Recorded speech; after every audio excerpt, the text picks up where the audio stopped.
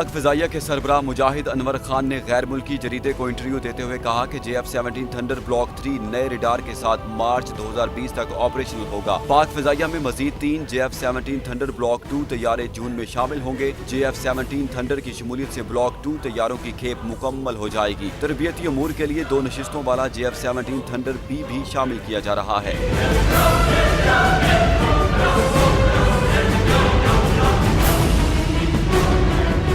Air chief का कहना था कि JF-17 थंडर ब्लॉक 2 तैयारा मकामी सतह पर तैयार करता है। पाकिस्तान एरोनॉटिकल कॉम्प्लेक्स कामरा का शाहकार ये तैयारा जदीद तरीन आलात से लैस है। JF-17 थंडर ब्लॉक 2 जदीद तरीन कसीरुल किरदार मोहलिक लड़ाका तैयारा है।